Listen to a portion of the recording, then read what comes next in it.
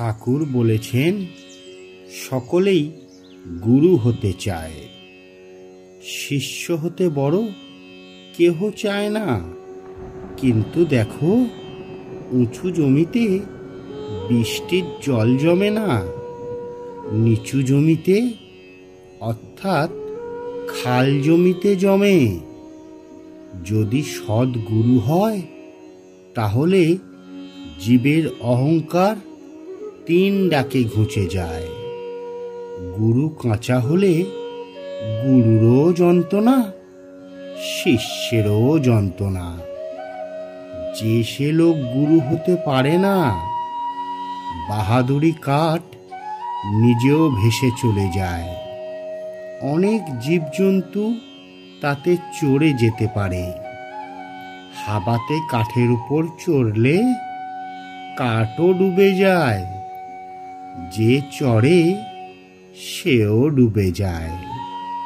তাই ঈশ্বর যুগে যুগে লোকশিক্ষার জন্য নিজে গুরুরূপে অবতীর্ণ হন। সচ্চিদানন্দই গুরু। গুরু বাক্যে বিশ্বাস করতে হয়। তার কথা বিশ্বাস করলে, বালকের মতো যদি বিশ্বাস করো, ঈশ্বর লাভ হয়। বালকের মতো বিশ্বাস হওয়া চাই, মানে বালক তার মাকে দেখবার জন্য যেমন ব্যাকুল হয়, সেই ব্যাকুলতা। এই ব্যাকুলতা হলো তো অরুণোদয় হলো, তারপর সূর্য উঠবেই। এই ব্যাকুলতার পরেই ঈশ্বর দর্শন। হরি গুরু, গুরু হরি। শ্রী শ্রী ঠাকুরের অসীম কৃপায় আমরা সদ্গুরু লাভ করতে পেরে ধন্য। তার কথা কি বা জানি, কি বা বুঝতে পারি, তিনি বুঝিয়ে না দিলে যে সম্ভব নয়।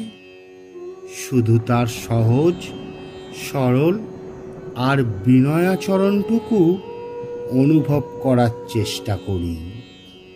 তার আধ্যাত্মিক সাধন জীবনের গভীরতা নির্ণয়ের সামর্থ্য আমাদের নেই। আমরা কেবল এই আলোক সামান্য জীবনের পবিত্র মুহূর্তগুলিকে, ঘটনাগুলিকে, ভাব প্রকাশগুলিকে স্মরণ মনন করে ধন্য হতে পারি তার শরণাগত।